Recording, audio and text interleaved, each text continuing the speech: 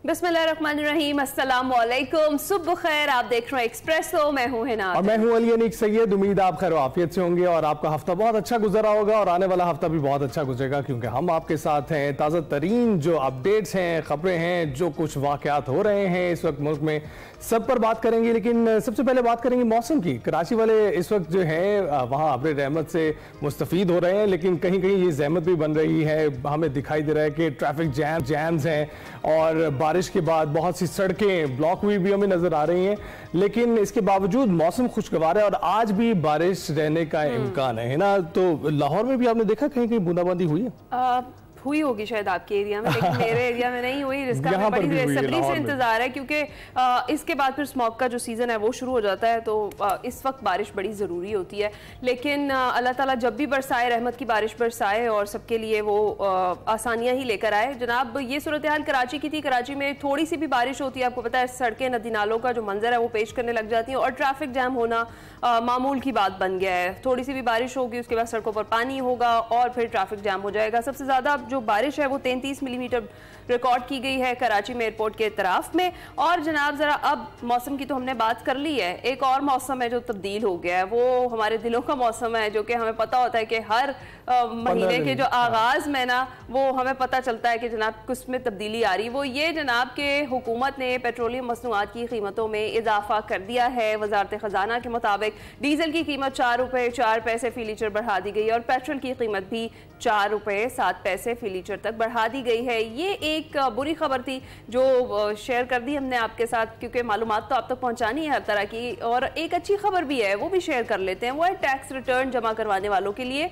जिन्होंने अभी तक नहीं जमा कराया, उनके लिए FBR ने टैक्स रिटर्न जमा करवाने की जो तारीख है उसमें 15 दिन की तौसी कर दिया। और तर्जुमान FBR के मुताबिक तारीख में तौसी ताजिर तंजीमों, टैक्स बार एसोसिएशन और आम लोगों की दरख्वास्त पर की गई है, क्योंकि बहुत सारे लोग शिकायत करते कि सर्वर डाउन है और वो अपने जो टैक्स रिटर्न है वो फाइल नहीं कर पा रहे। उधर पाकिस्तान और IMF के दरमियान $7 अरब के कर्ज प्रोग्राम की अगली किस्त $1 अरब के लिए मुज़ाकरात जारी हैं, जो 8 अक्टूबर तक अब जारी रहेंगे। इन मुज़ाकरात का कामयाब इख्तिताम 2 किस्तों के इजरा की राह हमवार करेगा और इसमें IMF काफी मुतमईन दिखाई दे रहा है। और हुकूमती ज़राए ये बता रहे हैं कि IMF के वफ़द ने वफाकी वज़ीर ख़जाना सेनेटर मोहम्मद औरंगज़ेब से मुलाकात के दौरान सैलाब के मुआशी असरात के बारे में अपने ख्यालात का इजहार भी किया है। बिल्कुल, और IMF को सैलाब की वजह से रवा माली साल की मुआशी नमू और महसूलात की वसूली पर कोई बड़ा नुकसान नजर नहीं आ रहा है। और पंजाब के अलावा सूबों ने भी किसी बड़े मुआशी नुकसान की निशानदेही नहीं की है। जरा ये भी कहते हैं कि हुकूमत ने 4.2% शरह नमू का हदफ मुकर्रर किया है और उसे अब भी 3.7% से लेकर 4% तक हासिल करने की तवक्को है। और उधर एशियाई तरक्याती बैंक जो है, उन्होंने रवा माली साल 2025-26 के दौरान पाकिस्तान में GDP की शरह 3% रहने का इम्कान जाहिर कर दिया है। ADB के मुताबिक पाकिस्तान की मईशत में बेहतरी आई है। माली साल 2024-25 में पाकिस्तान की शरह नमू में इजाफा हुआ है और ADB ने कहा है कि IMF प्रोग्राम के तहत इस्लाहात में नुमाया पेशरफ्त हुई है। ताहम मुस्तकिल इस्लाहात और पॉलिसियों पर अमल दरामद जरूरी है। पाक अमेरिका तिजारती मुआहदे से सरमायाकारों का एतमाद भी बहाल हो रहा है और ADB के मुताबिक हालिया सैलाब से बुनियादी ढांचे और ज़राई ज़मीनों को नुकसान तो पहुंचा है। तामीराती शोबे के लिए बजट 2026 में मरात बहाली में मददगार होंगे। और एशियाई तरक्याती बैंक जो है उसने माली साल 2026 में महंगाई 6% तक पहुंचने की भी तवक्को जाहिर की है। महंगाई में इजाफे की वजूहात सप्लाई चेन मुतासर होना, गैस टैरिफ में इजाफा होना बताया जा रहा है। और ADB ने रिपोर्ट में तजवीज़ दी है कि स्टेट बैंक जो है वो महंगाई पर काबू रखने के लिए मोहतात पॉलिसी अपनाए। क्या टैक्स हदफ पूरा हो पाएगा? इसके साथ साथ क्या कोई मिनी बजट भी आने वाला है? उसका इम्कान तो नहीं है। इस पर हम बात करेंगे और हमारे साथ बात करने के लिए मौजूद है डॉक्टर खाकान नजीम, माहिर मुआशियात। बहुत बहुत शुक्रिया डॉक्टर साहब हमें ज्वाइन करने के लिए। कैसे आप? थैंक यू जी, ऑल गुड, अल्लाह का शुक्र। सर, ये जो सबसे पहले पेट्रोलियम मसनूआत की कीमतों में इजाफा हुआ है, इस पर हम बात करते हैं। क्या वजह लगती है आपको? आलमी मंडी में तो खाम तेल की कीमतें बढ़ने में इजाफा किया गया है या बरकरार रखी जा सकती हैं? इस बिस्मिल्लाहिर्रहमानिर्रहीम, आपने एक ओवरऑल बहुत अच्छा जायजा पेश किया इकोनॉमी का। आपने IMF की गुफ्तगू की, आपने जो फ्लड्स का नुकसान है यानी कि जो शॉक लगा है इकोनॉमी को उसकी गुफ्तगू की, शरह नमू की गुफ्तगू की, जिसका मतलब है कि इकोनॉमी एक्सपैंड किस तरह करेगी, इसका मतलब है कि नई नौकरियां किस तरह क्रिएट होंगी। आपने अफरात ज़र का जिक्र किया कि ये 5 से 7% के दरमियान रहेगी। आपने IMF से जो इस वक्त हमारा टैक्स का हदफ है। आपको मालूम है कि जो पहले 3 महीने के कल रात को नंबर्स आए थे उसमें तकरीबन 200 अरब रुपए का शॉर्टफॉल है फ्रॉम व्हाट वाज प्रोजेक्टेड 3085, और जो कलेक्शन हुई उसमें तकरीबन 200 अरब कम हुए। सो उसकी गुफ्तगू आपने की है। इसी तरह जो मैक्रो इकोनॉमिक फ्रेमवर्क पूरा IMF या पाकिस्तान की हुकूमत ने बनाना है, 3 से 4% के दरमियान की ग्रोथ एनविजिज की जा रही थी जब ये साल शुरू हुआ। अब भी मेरा ख्याल है on the lower end of 3%, तो ये तो पहली बात है।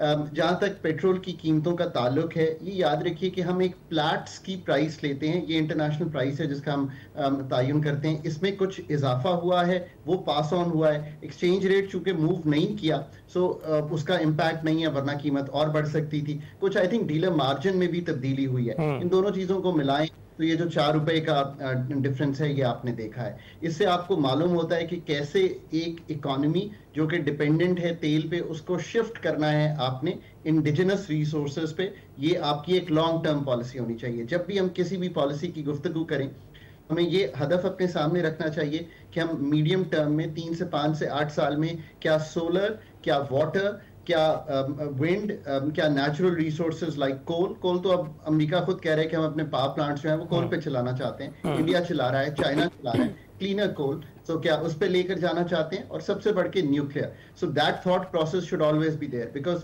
जो हम क्विक गुफ्तगू करते हैं, यानी कि आज की गुफ्तगू करते हैं, उसमें अगर अगले 3 से 5 साल में इंप्रूवमेंट की बात ना करें तो बात बनेगी। ऑन दी IMF फ्रंट, देखिए IMF को रखना साथ लाजिम मलजूम है। उसकी वजह बड़ी सादा सी है। आपको 25-26 अरब डॉलर हर साल वापस करने होते हैं। आप उसमें से 12-13 अरब डॉलर जो हैं वो रीप्रोफाइल करा लेते हैं, यानी कि मैंने आपके पैसे देने थे, सऊदी अरेबिया ले लें, 5 अरब डॉलर देने उनके, आप 5 अरब डॉलर तो नहीं देंगे अगले साल। आप उनसे ये रिक्वेस्ट करेंगे कि अगले 12 महीने इसको मौखर कर दें। उसके लिए वो कहेंगे आपकी हमें स्टैंप ऑफ अप्रूवल चाहिए उस लेंडर की जो आपको रिफॉर्म पाथ एक तायुन कर रहा है जिसका। सो वो एक IMF है, lender of the last resort. But again उसमें रहते हुए ये जो इस वक्त का फ्लड की सिचुएशन है, इस पे आई थिंक क्विक कमेंट ये है कि 2022 वाले नुकसानात नहीं है, ये बात तो अयां हो गई है।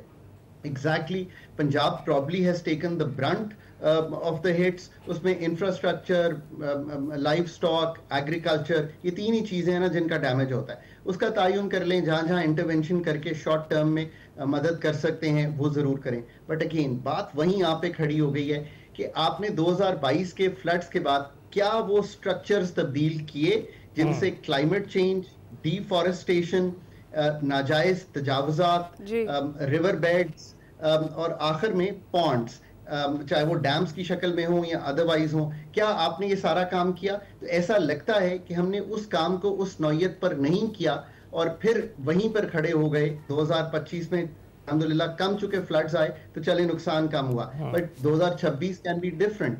सो क्या हम वो तब्दीलियां कर सकते हैं अगले 1 साल में? आज पाकिस्तान को आई ऑलवेज से दिस, एक बड़ा ही नादिर मौका है to get its house in order. इसका मतलब ये है अमेरिका के साथ अच्छे ताल्लुकात हैं, चाइना के साथ हैं, मिडल ईस्ट के साथ हैं, दुनिया आपके साथ खड़ी है, IMF की एंगेजमेंट से आपको एक स्टेबिलिटी मिली हुई है मुल्क में। अब भी अगर अपने फंडामेंटल्स नहीं ना चेंज करेंगे तो 2-3 साल बाद जब आप मुझे इंटरव्यू करेंगे तो मैं आपको ये कहूंगा कि शायद IMF के साथ ही चलना पड़ेगा, बिकॉज हम 25-26 अरब डॉलर अभी भी चाहिए। ये है एक ओवरऑल। ठीक है। अच्छा डॉक्टर साहब, जिस तरह से भी जिक्र कर रहे हैं हम, IMF का जो वफ्द है वो पाकिस्तान के दौरे पर है, मुज़ाकरात जारी हैं। अब तक की मालूमात के मुताबिक क्या पाकिस्तान को कहीं मजीद जो शराइत हैं उनका सामना तो नहीं करना पड़ सकता इस IMF के जायजा मिशन पर? क्या कहेंगे आप? So that's a good question, जिसको हम आम ज़बान में लोग शराइत कहते हैं। देखिए IMF या कोई भी लेंडर जब आपको लेंड करता है, और चूंकि वो उसमें ये भी देखना है कि आपके नुकसानात किस तरह पूरे करने हैं। आपके 3 मेजर नुकसान होते हैं। एक नुकसान होता है कि आप जो कमाई करते हैं और जो खर्च करते हैं उसमें एक खसारा करते हैं। तो वो कह रहे हैं कि यार या तो अपनी कमाई बढ़ा लें। अब कमाई बढ़ाने के लिए आप जैसे जो हाई इनकम अर्नर्स हैं, जो बहुत से पैसे कमाते हैं, जो बहुत अच्छे एंकर्स हैं, उन पे 40%, 38.5% I think is the highest tax bracket. So उस पर टैक्स लगा, मैन्युफैक्चरिंग पे लगा। सो अब broadening of the tax base जो है उसकी बात हुई, पर अगर इस वक्त शॉर्टफॉल है तो यहाँ तो ये एक्सपेंडिचर से पूरा होगा। सो एक शर्त ये होगी कि इसको कैसे हैंडल करना है, ये नंबर 1 चीज है। इसी तरह आपने उनके साथ कुछ अपने अहदाफ ये तय किए थे कि आप एक गवर्नेंस रिपोर्ट पब्लिश करेंगे। अब उसको किए हुए आई थिंक अगस्त के एंड में करनी थी, नहीं हुई, सितंबर भी गुजर गया, अब क्या हम अक्टूबर में उसको करेंगे? सो वो बात होगी। और कंडीशनैलिटीज जो आ सकती हैं वो इस तरह से हैं कि एनएफसी पे आपने क्या काम किया है। एनएफसी को आगे ठीक करना, एग्रीकल्चर इनकम टैक्स का निफाज करना, रिटेल टैक्स को लेना और अपने अदारे की प्राइवेटाइजेशन करना, इसमें क्या करना है। और इसी तरह एक्सटर्नल फ्रंट पे जो बफर्स यानी कि स्टेट बैंक ने जो बिल्ड करने हैं रिजर्व्स, वो क्या देख रहे हैं, एक मनी सप्लाई जो है वो किस तरह चलनी है। फिर अफरात ज़र को 5 से 7% पर रखने के लिए अभी 11% का एक इंटरेस्ट रेट है, पॉलिसी रेट जिसको कहते हैं, जिसका मतलब है आपने बोरो करना हो तो आप 11-12% पे बोरो कर सकते हैं। ये स्टेट बैंक का रेट है। सब चाहते हैं कि ये नीचे आ जाए, इसलिए कि आप कम शरह सूद पे बोरो करें, तो आप लोग गाड़ियां ज्यादा लेंगे, मैं मैन्युफैक्चरिंग प्लांट ज्यादा लगाऊंगा, कोई इंसान जो है एग्रीकल्चर मशीनरी ज्यादा ले, वो इसलिए हम चाहते हैं। बट द पॉइंट इज कि अगर हम अपनी सप्लाई साइड नहीं ठीक कर सकते, और लेट्स से कि इस वक्त हम ये देखते हैं कि कुछ प्राइसेस जो अजनास की हैं वो अगर बढ़ जाती हैं बिकॉज हम फ्लड्स में से गुजरे हैं या हमारी सप्लाई साइड की पैदावारी सलाहियत नहीं ठीक है, तो फिर IMF कहेगा कि आप 11% से ज्यादा इसको नीचे नहीं ला सकते, 10 कर लें। But that's still not a low policy rate to spur economic growth. ये सब वो गुफ्तगू है जो IMF के साथ होनी है। और फिर क्लाइमेट की गुफ्तगू के क्लाइमेट रेजिलियंस फंड एक है, उसमें से पैसे आने हैं, तो उनके क्या स्ट्रक्चरल बेंचमार्क्स हैं, टारगेट्स क्या हैं, परफॉर्मेंस क्राइटेरिया क्या है। IMF जो है वो आई थिंक वेरी इंक्लूसिव है पाकिस्तान इकोनॉमी में, बिकॉज मैंने एक जिक्र किया मालियाती खसारे का, एक बैरूनी खसारा है जो कमाते हैं और जो बाहर पेमेंट्स करनी पड़ती हैं, रेमिटेंस और जिसे कहते हैं एक्सपोर्ट से कमाते हैं, doesn't meet even the imports that we do, so हमें बोरो करना पड़ता है उस पे। और तीसरा आपका जो एनर्जी सेक्टर लॉसेज हैं, आज भी आप देखिए ना कि जो पहले 6 माह के लॉसेज हैं जो रिपोर्ट खुद शाया की अथॉरिटीज ने, और अच्छी बात है, good job by the authorities कि उन्होंने ये रिपोर्ट शाया की। ये जो 2024 के 6 माह की रिपोर्ट आई है उसमें जो लॉसेस डिस्कोज के हैं वो 285 अरब रुपए के हैं। तो अगर एक साल में 300 को डबल करें तो 600 अरब, और ये वही प्रोजेक्ट कर रही है रिपोर्ट। अगर उसमें 600 अरब का नुकसान करना है तो फंड आपसे ये तो पूछेगा ना कि ये पैसे कहां से आएंगे। ऑनेस्टली बताऊं, ये पैसे कहां से आएंगे? आपकी जेब से आएंगे, बिकॉज जो आप पे 38% टैक्स लगेगा उसका पार्ट जो है बजट में जाएगा, बजट इसको पे करेगा। तो बजट की आपने बात की, तो मिनी बजट आने का कोई इम्कान आपको नजर आ रहा है? या देखें, टैक्सेस में रद्दोबदल तो करना पड़ेगा कहीं ना कहीं, सो दैट वी मीट, चाहे वो फ्लड लेवी हो या हाई इनकम अर्नर्स पे कुछ किया जाए, या थोड़ा सा टाइम और गुजर जाए। मेरा ख्याल है कि दिसंबर तक का टाइम जो है गवर्नमेंट जो है बाय कर सकती है। हैविंग सेड कि हमारे कोर्ट केसेस हैं, हम उनमें से पैसे ले आएंगे। हम जिसे आप कहते हैं ना कि इन्फोर्समेंट कर रहे हैं कि जहां टैक्स गैप्स हैं, सेल्स टैक्स में हुकूमत उस पर बहुत काम करना चाहती है, जहां टैक्स गैप्स हैं इनकम्स में, इनफॉर्मल इकोनॉमी में, लाइफस्टाइल में, ये बड़ी अच्छी बातें हैं कि इस पे काम करना चाहती है। एक्सटर्नल बहुत से कंसल्टेंट्स इस वक्त FBR को ठीक करने के लिए from McKinsey all the way to FCDO सब काम कर रहे हैं। सो हुकूमत can buy another 3 months and say कि इतना एनफोर्समेंट पे काम हो रहा है, रिजल्ट्स जो है अगले 3 महीने में और बेहतर आ जाएंगे। राइट, तो डॉक्टर साहब अभी IMF से आपने बातचीत की बात कर रहे थे आप, लेकिन इसके साथ साथ हम देख रहे हैं कि कुछ दिफाई मुआहदे हमारे हो रहे हैं जिसका इम्पैक्ट पूरी दुनिया पर हमें दिखाई दे रहा है, और दिफाई मुआहदे हमारे हो रहे हैं सऊदी अरब के साथ। अब इन मुआहदों के नतीजे में कुछ विफाकी वुज़रा हमें ये बातें भी करते हुए सुनाई दिए कि हमारी प्रॉब्लम मईशत है, उनकी प्रॉब्लम दिफा है, तो हम कोशिश ये करेंगे कि हम उन्हें वो सर्विसेज दें जो उनको ज़रूरत है, और उनसे वो हम ये तवक्को रखेंगे कि हमें वो सर्विसेज मिले जिनकी हमें ज़रूरत है। आपको नज़र आ रहा है कि ऐसा कोई तबादला होने वाला है? तो एक तो ये बात है कि 10 मई के बाद पाकिस्तान का वकार भी तब्दील हुआ है, पाकिस्तान की ग्लोबल जिसे कहेंगे रीच है, ग्लोबल जो पाकिस्तान की पोजीशनिंग है वो बहुत तब्दील हुई है। मैं कभी हंस के कहा करता हूं कि वो कौन सा मुल्क है दुनिया में जो चीन के साथ with a smile hand shake कर सकता है, अमेरिका के साथ equally with a smile hand shake कर सकता है, और पूरे मिडिल ईस्ट के साथ with a smile hand shake कर सकता है, वो पाकिस्तान है। बहुत कम ममालिक हैं दुनिया में हु हैव दिस जिसे कहेंगे the status that Pakistan today enjoys. But having said that, defence माहिदे अच्छी चीज़ हैं, आई थिंक नई जिसे कहेंगे बन रही हैं कोलैबोरेशंस, उसमें पाकिस्तान भी एक हिस्सेदार है। But you know the true story is कि कोई आकर पाकिस्तान की इकोनॉमी नहीं ठीक कर सकता। ये बात तो आपने इतनी एड लेकर, इतने मल्टीलैटरल से पैसे लेकर देख ली है। देखिए, इकोनॉमीज ठीक होती हैं इनोवेशन पे, इन्वेस्टमेंट पे और पैदावारी सलाहियत पे, इन 3 चीजों पे, और कोई चौथी चीज नहीं है जो इकोनॉमी को ठीक करे। अच्छा। आपने जो मर्जी कर ले, जब तक पाकिस्तान की इन्वेस्टमेंट रेशियो नहीं ठीक होगा, वो कब ठीक होगा कि क्लाइमेट ऐसा होगा कि आप पैसे लगाने को मुल्क में तैयार होंगे, तब फॉरेन इन्वेस्टर भी खुद भागा आएगा। दूसरी बात, $2.2 अरब की बात हुई थी सऊदी अरेबिया से, अगर हम टू बी स्पेसिफिक हो जाए MOUs की। आई एम श्योर कि इस वक्त जो अथॉरिटीज हैं उस पर काम कर रही होंगी, उसको अमली जामा पहना लें। पाकिस्तान की $400 अरब की इकोनॉमी है सालाना की, उसमें अगर ये पैसे आते हैं तो अच्छी बात है, इससे एग्रीकल्चर में कोई कॉर्पोरेट फार्मिंग होगी। बट ओवरऑल जो इकोनॉमी का ग्रोथ फ्रेमवर्क है ना, वो जब तक नहीं ठीक करेंगे, और वो ठीक करना अगर आसान होता, आखिरी बात, अगर वो आसान होता ना तो हमने 78 साल में कर लिया होता। It is not an easy thing to do, और पब्लिक सेक्टर को गियर करना कि ये काम कर सके, I think that's the real task. ठीक है। अच्छा डॉक्टर साहब, लास्ट 30 सेकंड्स है। जिस तरह से हर बार मैं आपसे पूछती हूँ कि कोई, ये तो हो गई ओवरऑल सिचुएशन हमारी इकोनॉमी की, लेकिन एक आम आदमी उसने कैसे अपना बजट मेंटेन करना है इस सारी सूरत हाल में रहते हुए, और किस तरीके से वो कहाँ सेविंग्स कर सकता है, जरा उसको भी कोई टिप दे दें। Very simple. एक तो अगर बत्ती भी सोलर पे जा सकते हैं तो जरूर लगा लें, because that's your real saving in terms of spending. Number 2, अगर यू नो मोटर बाइक चलाते हैं तो EVs का दौर है, उस पर चले जाएं।